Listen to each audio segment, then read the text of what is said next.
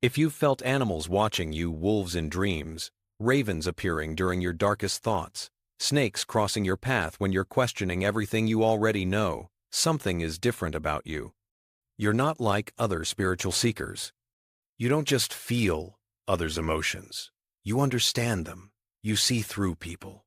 You know exactly where their vulnerabilities are, and you have the power to touch those places, to influence them, to heal them or harm them.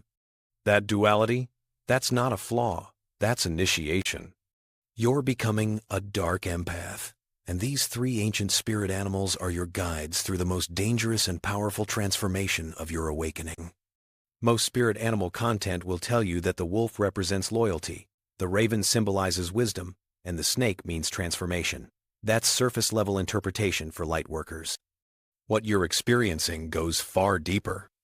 Dark empath spirit animals appear specifically during shadow integration, the phase of awakening where you're developing abilities that most spiritual teachers won't acknowledge. You're learning to feel others' emotions and understand how to influence them if you choose to.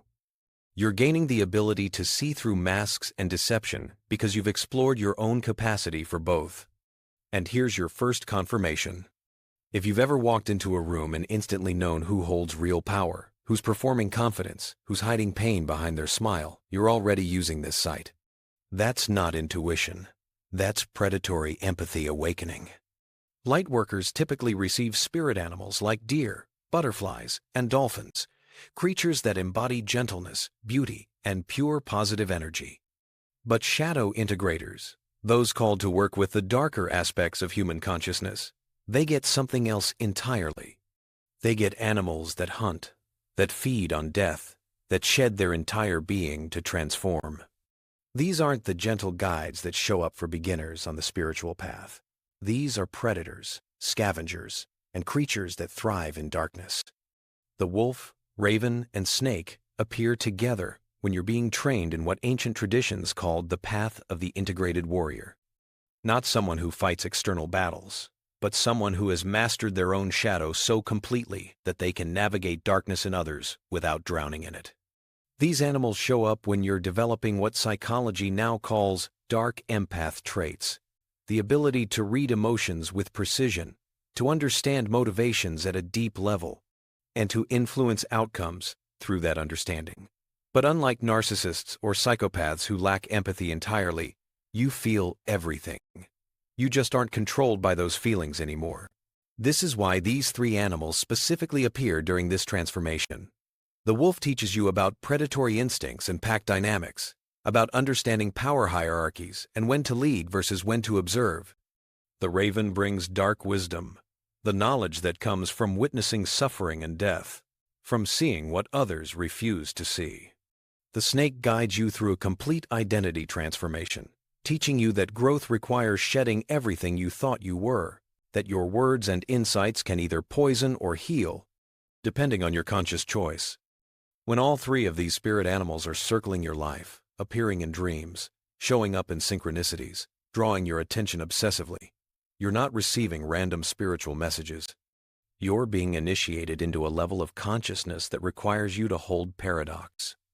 You must be dangerous and safe at the same time. You must understand manipulation while choosing integrity.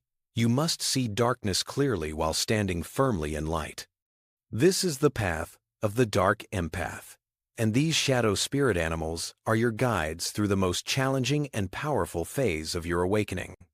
The wolf doesn't appear in your life to teach you about loyalty or family bonds. That's the sanitized version spiritual content gives to beginners. When the wolf shows up as a dark empath spirit animal, it's teaching you something far more uncomfortable. It's showing you your predatory instincts, and it's asking you to stop pretending they don't exist. You'll know the wolf is your guide if you're drawn to wolf imagery obsessively, seeing wolves everywhere, dreaming of running with wolf packs. If you feel most alive in leadership roles that require strategic thinking and emotional influence, if you're simultaneously protective of your people and dangerous to anyone who threatens them, that duality doesn't confuse you anymore. It defines you.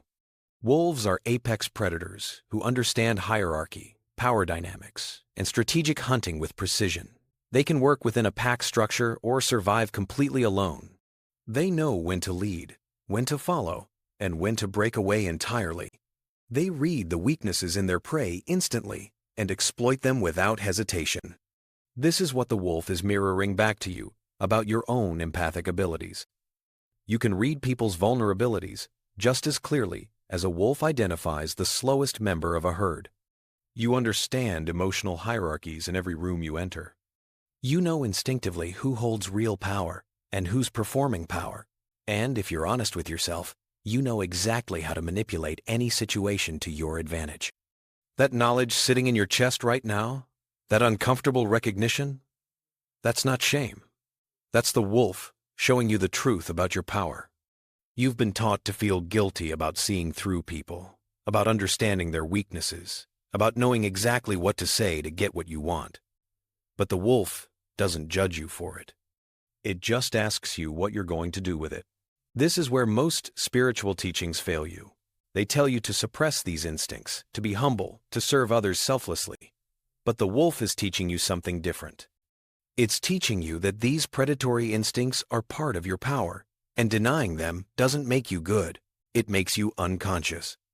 The wolf appears when you're being initiated into pack leadership through shadow mastery, when you're learning that true leadership requires understanding the darkness in others, not just the light. Here's what the wolf wants you to understand. Empathy can be a weapon or a healing tool, and pretending it's only one or the other is spiritual bypassing. You have the ability to influence others emotionally because you feel what they feel and understand what drives them. That's power, real power. And the wolf is asking you to acknowledge it fully, not to use it recklessly, but to stop lying to yourself about having it. The wolf's medicine is this: you can't master what you won't acknowledge. This is where the real work begins, and it's uncomfortable because you're being asked to look directly at the parts of yourself you've been trained to hide. You need to journal honestly about where you're suppressing your predatory instincts. Where are you playing small to make others comfortable? Where are you manipulating people empathically but telling yourself it's for their own good? Where would you use your power if there were truly no consequences? These aren't evil questions. They're shadow integration questions, and answering them honestly is how you move from unconscious manipulation to conscious mastery. The wolf's shadow message is clear. You're learning to use your empathic abilities strategically, and that's not something to feel guilty about. You're developing the capacity to lead others through understanding their fears, motivations, and weaknesses. You must master your predatory instincts, not suppress them, because unconscious predators cause harm. Conscious ones create transformation. Now you understand the wolf's predatory mastery. But the raven brings something the wolf can't: the ability to see what's dying before anyone else does.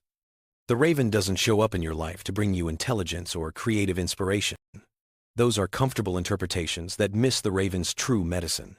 When the raven appears as a dark empath spirit animal, it's initiating you into dark wisdom, the kind of knowledge that comes from witnessing what others turn away from. The raven is teaching you to see death, decay, and shadow with clear eyes, and to extract wisdom from what most people call darkness. You'll know the raven is your guide if you're fascinated by death, drawn to true crime, and the psychology of darkness. If ravens themselves appear repeatedly, calling to you, following you, showing up in moments when you're seeing through someone's facade. If you find yourself increasingly isolated because your death sight makes others uncomfortable, the raven has already chosen you. Ravens are both death omens and tricksters in mythology across cultures. They're attracted to battlefields, to carcasses, to the places where life transforms into death. They appear in folklore as messengers between the living and the dead, as creatures who can see across the veil that separates worlds. This is the gift the raven brings to you. You're developing the ability to see what's dying in people's lives before they acknowledge it themselves. You can predict when relationships will collapse, when careers will end, when someone's carefully constructed identity is about to shatter. And you see this not because you're psychic, but because you've learned to read the signs of decay that everyone else ignores. This makes you deeply uncomfortable to be around for people who are clinging to illusions. You see through their masks instantly. You know when someone is lying, not just to you but to themselves. You can feel the rot beneath polished surfaces. You watch people perform happiness while their souls are screaming, and you can't unsee it. That ability to see what others refuse to acknowledge? That's not a curse. That's the Raven's initiation into truth-seeing. And here's what nobody tells you about this gift. The loneliness isn't a sign you're doing something wrong. The isolation isn't punishment. It's the natural result of seeing clearly in a world that runs on comfortable delusion. The Raven knows this. It's been circling battlefields and graveyards for millennia, witnessing what others turn away from. This is the Raven's gift and its burden. You're being trained to hold death sight, to witness endings and transformations that haven't happened yet, to carry knowledge that isolates you from those still living in comfortable denial. The Raven also teaches you the trickster's medicine, the understanding that deception can serve transformation. Not all lies are evil. Sometimes people need to be tricked out of their own self-destruction. Sometimes the truth delivered directly would destroy someone who isn't ready to hear it, but the truth delivered sideways, through story or metaphor or carefully crafted experience, can heal. The Raven knows this. It understands that dark wisdom includes knowing when to reveal what you see and when to hold it back, when to speak directly and when to use the trickster's indirect path. This is why the Raven demands stark integration work. Death sight without wisdom becomes cruelty, and trickster medicine without integrity becomes manipulation. So the Raven asks you to turn that piercing sight inward, to study your own manipulative patterns without judgment. Where do you use your ability to see through people, to control them? Where do you withhold truth, not for their protection, but for your advantage? The Raven asks you to practice death meditation. What needs to die in your life that you're keeping alive out of fear or attachment? What version of yourself are you clinging to that must be released? And it challenges you with trickster work. Where are you being too honest, using truth as a weapon? Where are you being too deceptive, hiding behind masks you've outgrown? This work matters because the Raven's gift is dangerous without conscious application. You've learned to hold the Raven's death sight. Now, the snake brings the final teaching, how to choose between poison and cure. The snake doesn't appear in your life to symbolize generic rebirth or transformation. That interpretation misses the snake's most potent medicine. When the snake shows up as a dark empath spirit animal, it's teaching you about conscious venom, about holding the power to poison or heal with the same capacity, and choosing which one to deploy with full awareness. The snake is initiating you into the most dangerous dark empath skill, knowing exactly when to strike and when to withdraw, when your words will cut deep enough to transform, and when they'll simply destroy. You'll know the snake is your guide if you're simultaneously terrified of and fascinated by snakes.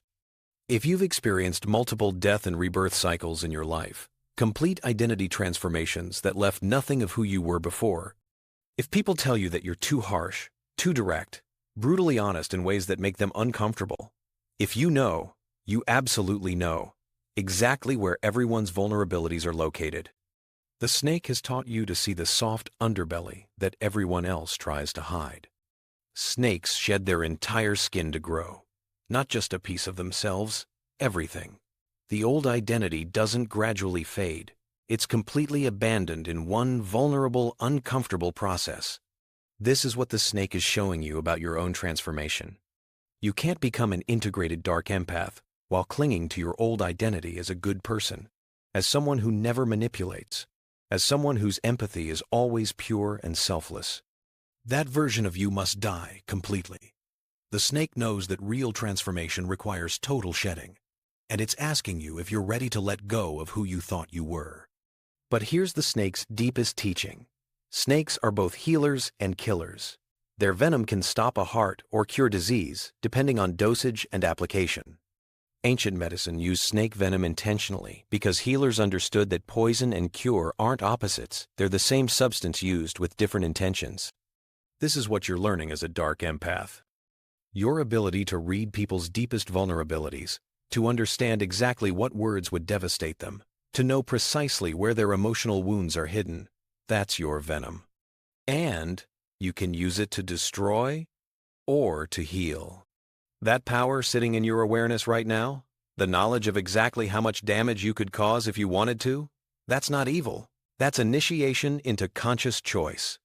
You've been carrying this knowledge and pretending you don't have it, or feeling guilty that you do. The snake doesn't judge you for having venom. It just asks you what you're going to do with it. The snake appears when you're being taught to hold your venom consciously. You know where people are weak. You can see their shame, their fear, their secret pain with clarity that makes them uncomfortable. Your words land with precision that others can't match, because you understand emotional anatomy at a level most people never reach. The question the snake brings is simple and brutal. What will you do with this power? Will you strike when you're hurt, using your empathic knowledge as a weapon? Or will you use that same venom as medicine, delivering hard truths that sting but ultimately heal? This is why the snake's integration work is perhaps the most challenging of all three animals. It requires you to inventory your capacity for harm before you can choose healing, and most people aren't willing to look that honestly at their own power. You need to create a venom inventory. Write down honestly all the ways you could destroy someone with your empathic knowledge. List every vulnerability you've cataloged, every weakness you've observed, every emotional wound you could exploit. This isn't about becoming evil. It's about acknowledging the full scope of your power without flinching. Then, practice the healing application. Take that same knowledge and ask yourself how it could be used to help instead of harm. Where could your cutting insight become surgical precision that removes what's infected? Where could your ability to see shame become the permission someone needs to finally release it? This is how you transform venom into medicine. The snake also asks you to examine what identity you're clinging to that must die. What story about yourself? What role you've been playing? What mask you've worn so long it feels like your face? What part of your old self is preventing your full transformation? If all three of these spirit animals are circling your life right now, you're being called to integrated shadow mastery. You're learning to hold predatory instincts consciously through the wolf, to carry dark wisdom without drowning in it through the raven, to wield your venom as medicine through the snake. This is the path of the Dark Empath who chooses light while understanding darkness completely. And here's what happens next. Once you've integrated all three teachings, you'll notice something shift. People will sense your power without you having to demonstrate it. They'll feel safe in your presence even though they know you could destroy them. They'll trust you with their deepest wounds, because they recognize that you've mastered your own capacity for harm. This is the mark of true integration. You become someone who can hold space for others' darkness, because you've learned to hold your own. You become the leader, the healer, the guide who understands both poison and cure, both predator and protector, both death and transformation. That's the gift these three spirit animals have been preparing you to receive.